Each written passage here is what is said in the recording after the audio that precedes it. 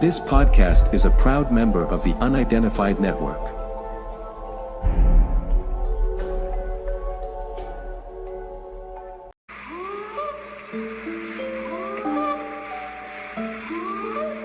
Police in Las Vegas found themselves in the middle of a UFO mystery last month after It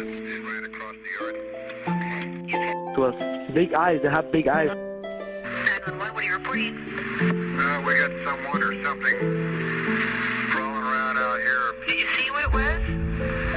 Was it a person or an animal? Or? Yeah, one of my partners said they saw something fall out of the sky too, so that's why I'm kind of curious. What? I don't know. Do you see him now, sir? Yeah, I'm looking right at him. Okay, hang on. He's right. Is he in your yard, sir? Yeah, God, he's big. Okay, what's he doing in your yard? Mythical Legends Podcast with your host Daniel Barnett.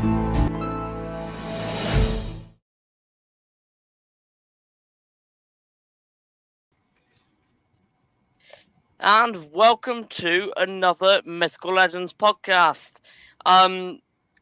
We have an amazing interview lined up for you guys today, and we thought we would do it live for you guys to actually ask questions and to actually see this amazing interview live. But before we get to our guest, we have an amazing co-host, Chris Alsford. How are you, buddy?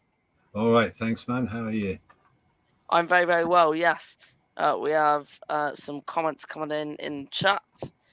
So we have an amazing interview, and I reckon we just get straight into it.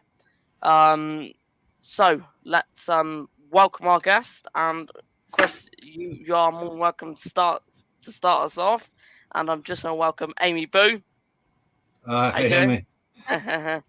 I proudly present Seth Breedlove. Hey guys. Hey bud, how you doing? Good. How are you? Very, very well, yes. Awesome. Good. So, we'll start off. Let everybody know where you are in the world. Whereabouts in the world you are? I'm in a town called Massillon, Ohio, which is our sister town is Canton, which is home of the Pro Football Hall of Fame. Not your version of football, but the American version. So that's where I am. I grew up in a tiny town called Bolivar, Ohio, but I live about 20 minutes north of there now. So that's where I am. Everything I've done as far as like Small Town Monsters is based out of Ohio. Mm-hmm. Cool. Amazing. That's right in the foothills mountain as you head up into Pennsylvania way. It's oh yeah, area for what you want to do. Yeah, I guess so. I mean, Ohio itself is pretty, especially the part of the state that I'm from is a squatchy habitat, I guess you would call it. Like the town I grew up in is sort of the gateway to Don Keating's Sasquatch Triangle. Don is like the godfather of Bigfoot research in Ohio. And he coined this phrase, the Sasquatch Triangle, because there's like 3 points. I don't remember what they all are, but I know that Salt Fork State Park, which is sort of the mecca of Bigfootery in Ohio, is part of that triangle. And the town I grew up in, Bolivar, sits just outside the triangle. The northern part of I guess it's be the northern tip of the triangle is a town called Strasburg, and down there was a lot of Bigfoot activity back in the 70s and into the 90s. But there is like this epidemic in Ohio of places that once had a lot of Bigfoot activity no longer having any, or area, rural areas. But a lot of that's due to the fact that so much of the state is being developed and has been developed. On the other hand, there's parts of the state that no reports used to come out of, where now, probably the largest preponderance of reports come out of places where they didn't formally, or I guess weren't formally reported, would probably be the way to put it. So there's a lot of development in the northern part of the state and down into the western part, but that like northeast southeast part of the state is extremely forested. So it's a solid place to look for Bigfoot.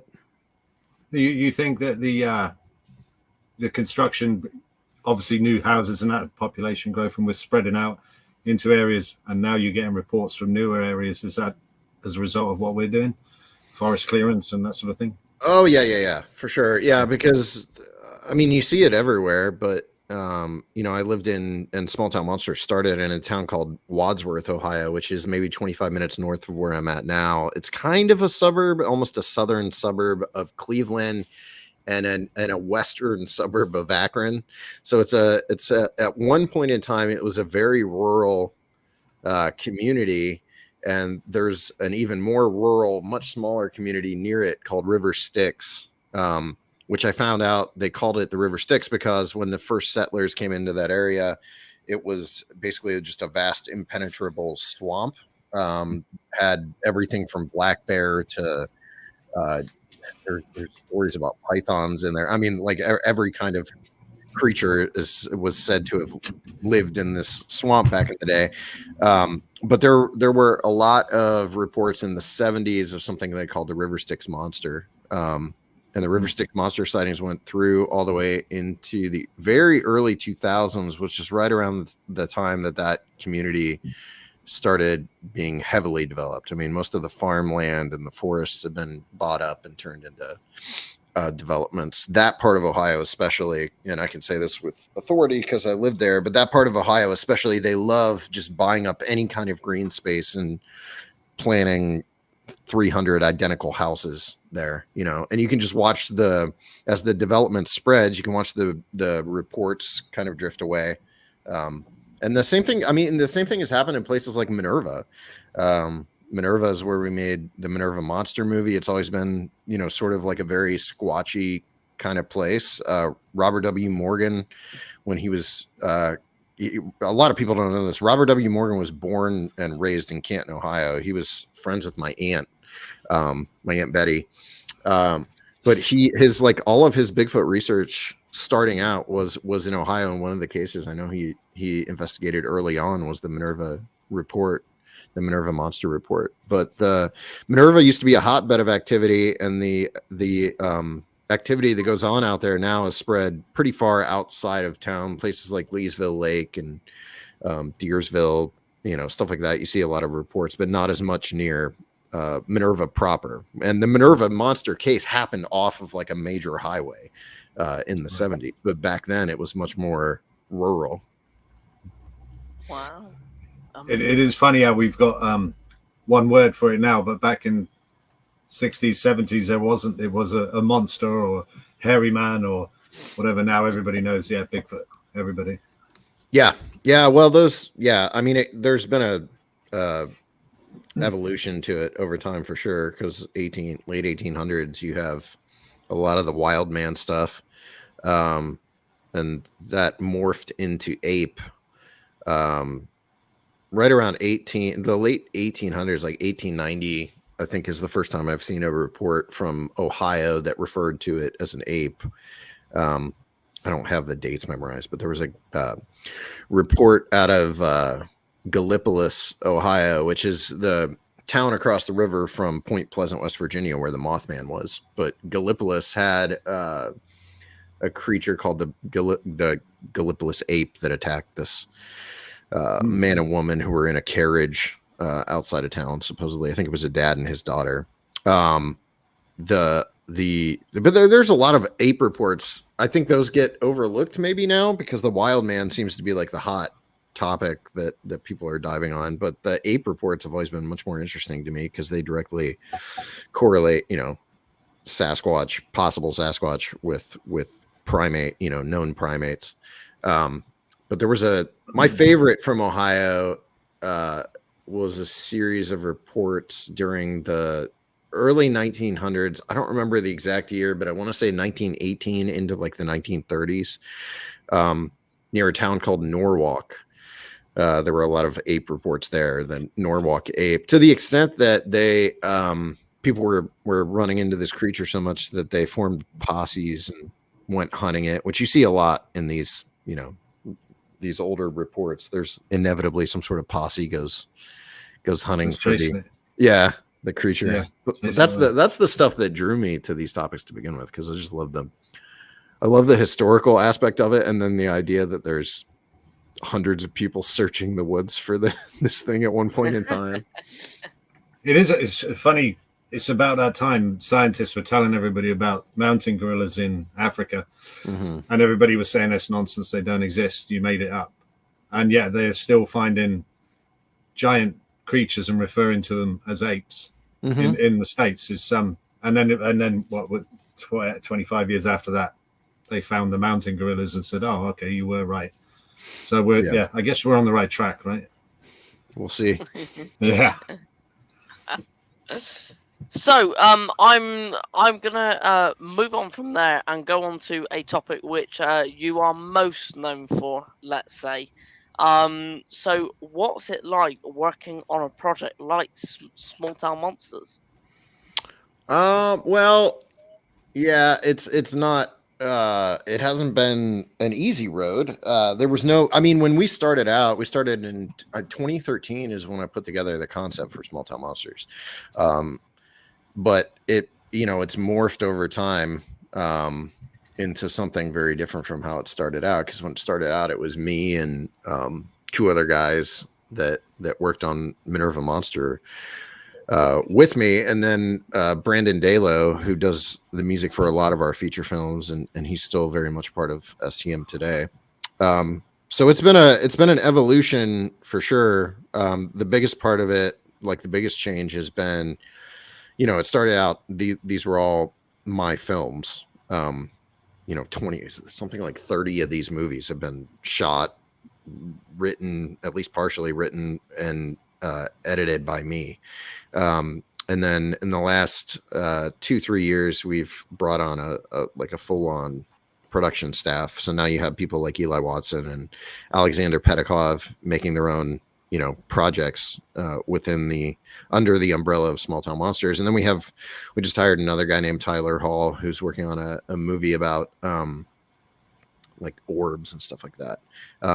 So it's just gotten a lot bigger since 2013. But the upside is you get to go to all these amazing places and travel to Alaska and British Columbia and Washington, the state of Washington, and West Coast, East Coast, all stops in between. And that's the upshot to it. I started in medical billing, and I grew up in a family that traveled a lot. My parents owned a bookstore, so we traveled almost every weekend growing up doing book shows. And I love travel. That was always like a huge part of that was a huge part of my childhood, but it was something that I really missed as I got older, and I found myself working these, kind of miserable desk jobs, in a cubicle in some dimly lit office somewhere. So putting together Small Town Monsters it wasn't supposed to be this way, but it ended up being, very much an escape from something I hated doing, which was medical billing. And before that, I did everything. I did landscaping and all that kind of stuff. So STM has been my bridge to the life I wanted to live, I guess, when I was younger. And if you put your mind to it, you can do anything. Anyone can do what I do. Anyone can make movies, but you have to dedicate yourself to doing it. Yeah. Cool, amazing. And so, Seth, what kind of inspiration did you have to starting Small Town Monsters?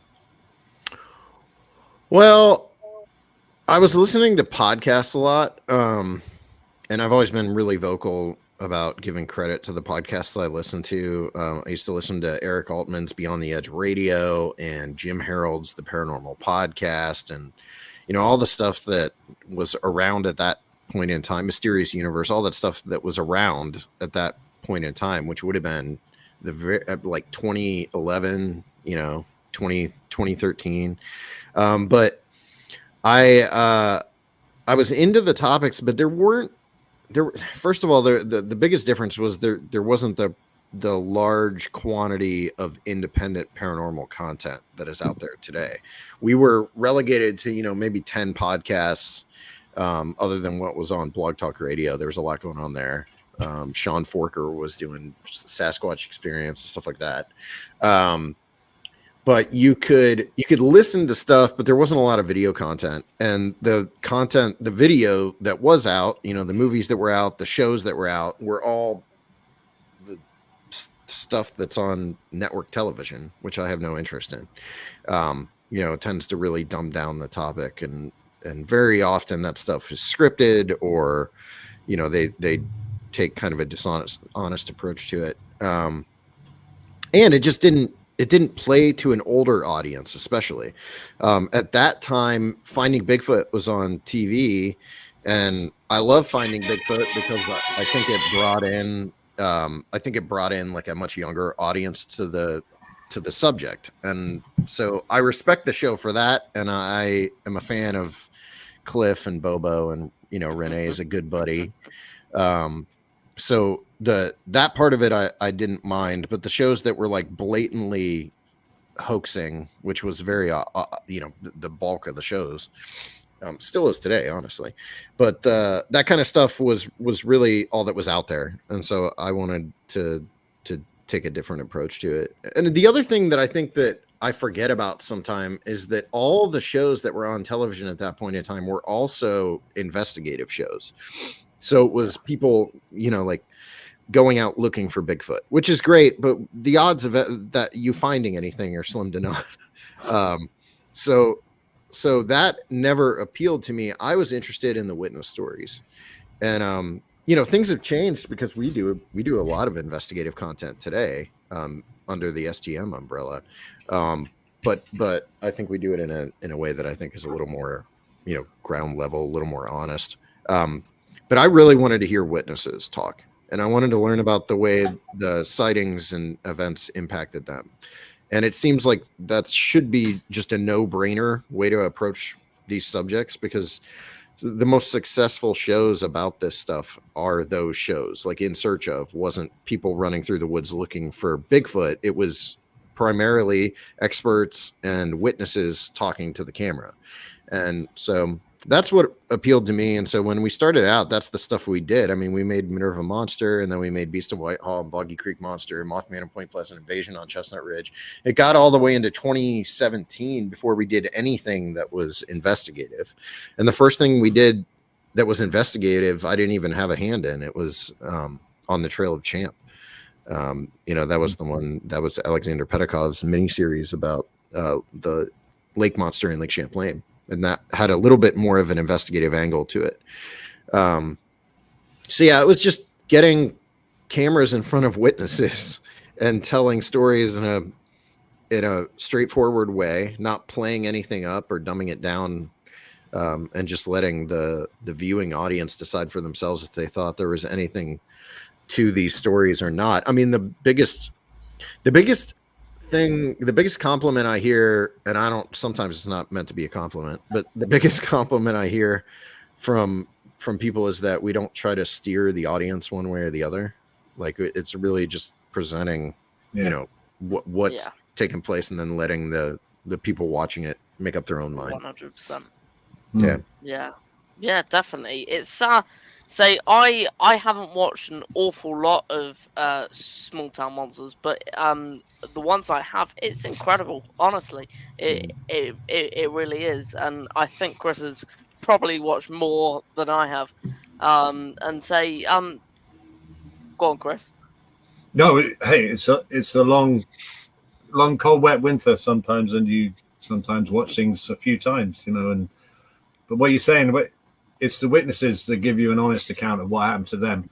They really grow the I don't know, the mystery, if you like. I don't know if it's so much the right word, mystery, but it appeals to people like me when you get to see that and actually see the emotion on the person's face when they're explaining what happened to them. Yeah, and so much of the style of the early stuff we did was literally just the style of it was because we had no money. Some of those early movies are so focused on just the interview and then showing the locations. Probably the first the first three movies up until Mothman at Point Pleasant have no special effects, very little in the way of artwork or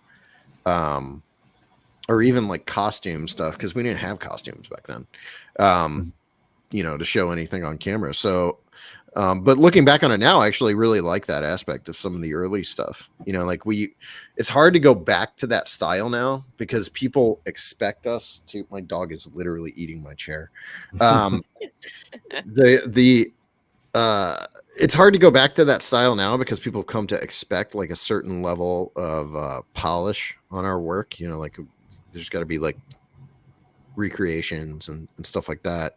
But I actually really enjoy the early, the first three movies, especially where it was all just what we had, being put on camera, the witnesses, the locations. And for a lot of people too, I hear this a lot too, is that most people will never get to go to like Fouke, Arkansas, where the Boggy Creek Monster was, or they might never go to, British Columbia to Harrison Hot Springs, where the Sasquatch name was coined. So that aspect of it, I think, is still really important to what we do, to making sure that we're actually filming on location for a lot of these projects and taking people to the places that they want to see, and experience for themselves.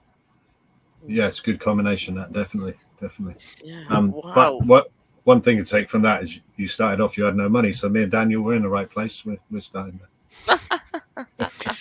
I mean, that's people don't, or they might overestimate the value of money when it comes to doing this, especially if you're creating content.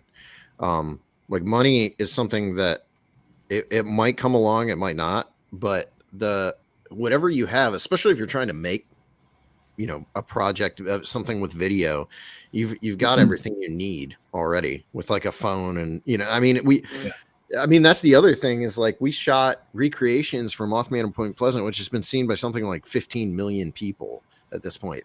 That movie, we shot large chunks of the recreations on my iPhone, which was like an iPhone 7 or 8. I mean, this is years ago. So 2016 and 2017 when we would have been shooting it. So like even back then we were using whatever we had. And if you can make it look decent, and the story is good enough, the interviews are good enough, whatever, there's a clarity to your storytelling, an audience will find it. It's a little harder today because there's way more people doing this. There's far more people making independent content now than there was when I started in 2017. But it all comes down to how you are telling a story. Yeah, it does. 100% there. So to kind of now kind of switch topics, let's say. So Seth, do you go out researching yourself, as in out in the field forgetting filming, do you go out and do your own research? Not really. I did when so we made a series called The Bigfoot Project that was filmed at my we have a research, well, she's a researcher, full-time researcher for Small Town Monsters. She's also the person that heads up the book publishing side of the company, Heather Mosier. She has property outside of Minerva, and it was property where there had been a long history of like Bigfoot sightings, and she had experienced some stuff herself. We started doing, I guess, regular research out there for a while, but kind of like fitting back into what we talked about earlier, they started clear cutting the neighboring property to make room for like an ATV course. And I think that initial clear cutting is actually what drove these creatures onto her property, because we had a lot of activity there. I had a sighting on her property. We had all this activity for a short period of time, like 3-4 months, and then there was nothing, and there's basically nothing today. And I think what's happened out there is, you know, what we were talking about earlier. They started developing the area around there. They started redigging a pipeline on her property. I think all that activity pushed them away. So do I do regular research? No. I've also never, I bristle at the term researcher in general because I'm not one.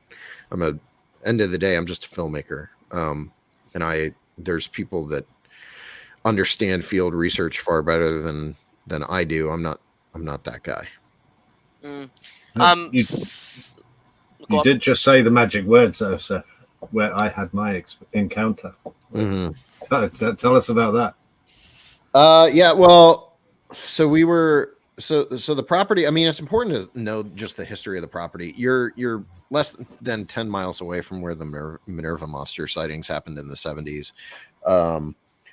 Heather's mother-in-law had a sighting down the road, less than 2 miles away, and really with the same forest behind the house.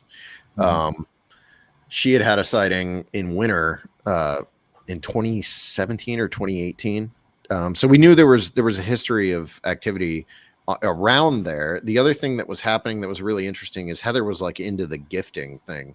So she was like putting rocks and stuff and up in the woods behind her house on a tree stump, and stuff was getting taken, and it wasn't just being taken and then it was gone. There was one thing in particular that really captured my attention, which was she had put like this orange crystal or something on a tree stump, good sized stone, and it had been taken and replaced with a skull, like a squirrel skull. And this happened a few times. And so that's when we started going up there fairly regularly.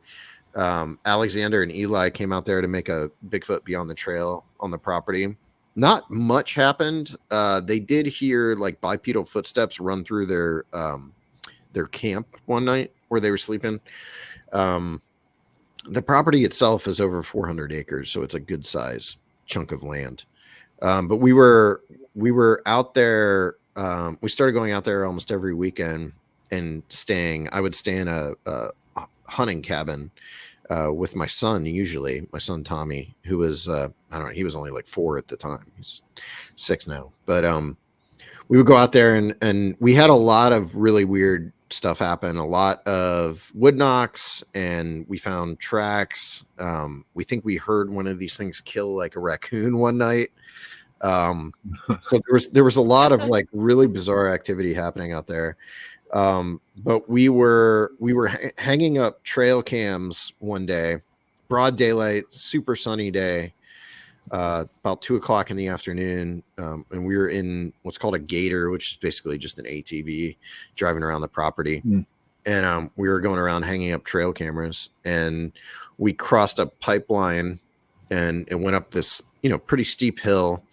And the hill was covered in brush, and thorn, like huge thorns. And so I looked up the hill just as we're crossing across the pipeline going about 20 miles an hour. And I saw one of these things running into the woods. It was in the middle of a clearing right across the pipeline, just running. I saw it for the last like 5 feet, 10 feet before it went into the woods. And it happened in less than a second. So I didn't have eyes on it long. It was just long enough to see it running, see the color, and I could see the muscle ripple in its arm, like its arm pumping. Yeah. And so I put eyes on that, and then I jumped out of the gator before it stopped moving, and then almost died. And unfortunately, like I hit that wall. I ran toward that clearing, and then I hit that wall of brush, and I couldn't go any further. So we eventually worked our way around up through the woods, but you could hear the thing moving still up in the woods. So it was still up there, and but it was, like I said, it was just like 1 second maybe of time that I had eyes on it. The interesting thing is so the hill's all covered with brush. A week later, they came out and brush hogged it. So they got rid of everything. And I discovered that where I saw this thing running was a road. There was a gravel, not gravel, but a dirt path that went from one farmer's field over to another field. And so what I had seen almost made no sense, because it looked like I was seeing a creature running on top of bushes, basically. And then that was like one of those things that I couldn't figure out in my head. But then when we got there, I could walk up to where I actually saw it, and that's when we found the gravel path or the dirt path there. The other interesting thing about that place is it was running. It would have been coming from an area that we call the Boneyard, which is there's a neighboring property there, a neighboring farm, and they've dumped. I mean, I don't think I'd be exaggerating if I said 100 dead cows have been cattle have been dumped over the fence in this area. And so you've got various stages of decomposing cow bodies all over there. I mean, some of them are skeletons, but a lot of them are still like there's meat on the bone.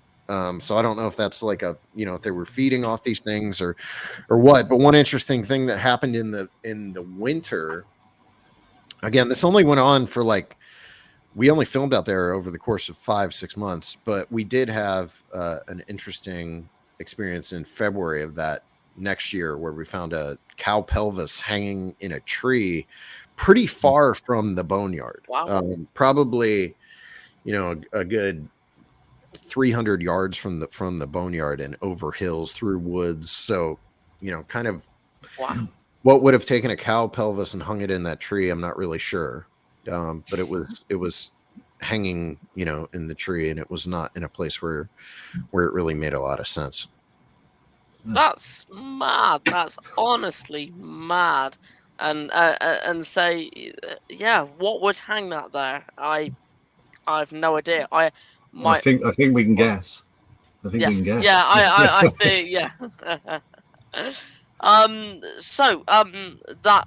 That's an amazing sighting, honestly, and the fact that you saw this thing running is amazing. And I think it's that split second where you go, what am I seeing? What is this? Now I have to ask, and I'm pretty sure I know the answer, but what is your favorite cryptid, Seth? Yeah, it's Bigfoot. But I don't know.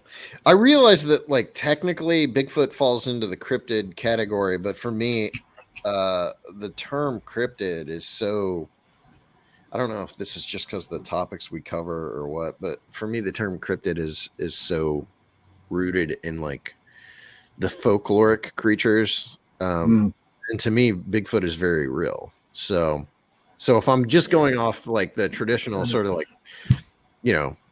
cryptids, I would probably say the Flatwoods Monster is probably top of my list. I love the Mothman story as well, and I've always had a fascination with lake monsters and sea creatures and stuff like that. So, but yeah, Bigfoot and the Flatwoods Monster. I love Thunderbirds as well. Yeah, that's some interesting stories about them there. Yeah. One of my favorite movies that we made was the Terror in the Skies movie that was, and that's very much like a cryptozoological love letter. It's a love letter to cryptozoology and curiosity and being young and looking into things that other people might think are weird. And so I always try to encourage people to watch that movie because I think it's one of our better ones. Definitely, yeah. And go on. That's got to be one of the things. Once you've actually laid eyes on a Bigfoot, it's not a cryptid anymore. It's just rare. No. Yeah, it's just rare and elusive. Yeah, it's no longer cryptozoology. Yeah, definitely. So following on from that, then, Seth. Now, this is a question that a lot of people find controversial, and don't know which one it is. And I'm in the middle. I think Chris is in the middle. So, what's your opinion on Bigfoot? Do you think it's flesh and blood? Do you think it's paranormal? Where do you lie on that spectrum? No, I don't think it's paranormal at all. No, I think it's an animal. That's like my, I mean, that's based on the reports that we've had over a couple hundred years of these things, how they behave, what they do, how they seem to live. You know, the way that there's patterns that emerge surrounding seasonal changes and behavioral characteristics that line up with creatures that we know, you know, that especially primates, you know, like the great apes, like we know that a lot of the behavior that people, you know, report when it comes to Bigfoot do align with mountain gorillas and chimps and the gibbon especially. There's something about Bigfoot and gibbons, and I'm not sure what it is. I don't think that Bigfoot is like a huge gibbon, but they're closely related, because I've experienced enough things that just really remind me of gibbon behavior, especially the laughter, the whoops, you know, I heard a very loud, very large gibbon laughing in the woods in Oklahoma, you know, southeastern Oklahoma back in 2018. And as far as I know, there's no gibbons in the woods there. So yeah, it's gibbon seems to be a relative, really close to Bigfoot to me. But that's my, you know, my take on it. I don't write off the paranormal reports because I've taken enough of them. I've talked to enough people that talk about the paranormal reports. But I don't think that we're dealing with Bigfoot per se when you talk to a lot of those the people that, you know, recount seeing like a Bigfoot with a UFO or whatever. There's also not a lot of those reports, despite, you know, what some people say. I always go back to what Don Keating told me. It's my second time mentioning him on the podcast, but he was, you know, when I was growing, I grew up in Ohio, so Don Keating's like the guy here. I asked Don had taken like 100+ reports over the years. He did this for like decades.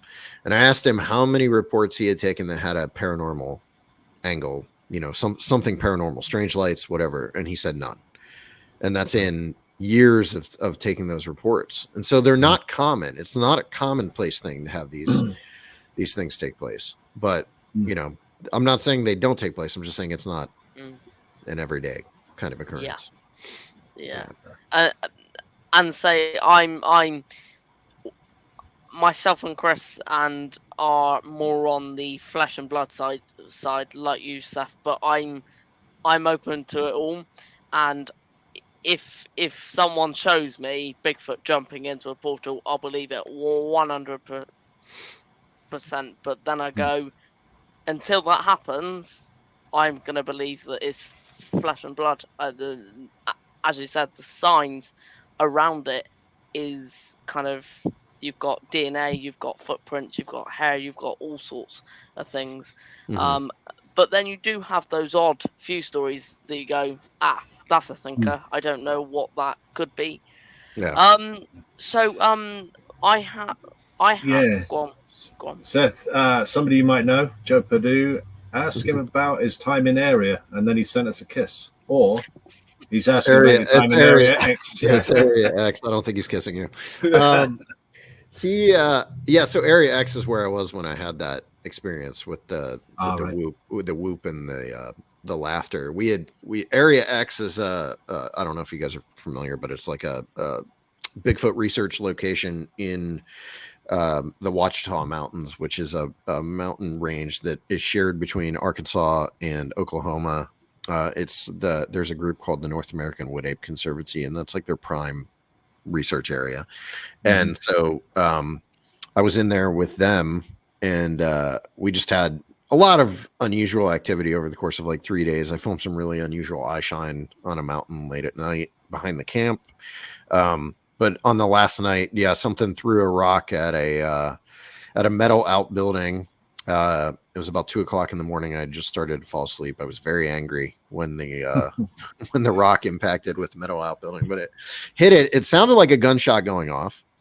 And then after almost immediately, as soon as it hit it, there was a loud whoop that sounded like, in John Wayne movies, when the Apache would attack, like Stagecoach or whatever, there was always like that loud whoop that they would let out. It sounded like that. I mean, it sounded like the most absurdly cliched whoop. and then it was followed by maybe 10-15 seconds of this laughter, like primate laughter, like you were in a zoo hearing a gibbon just having the time of his life.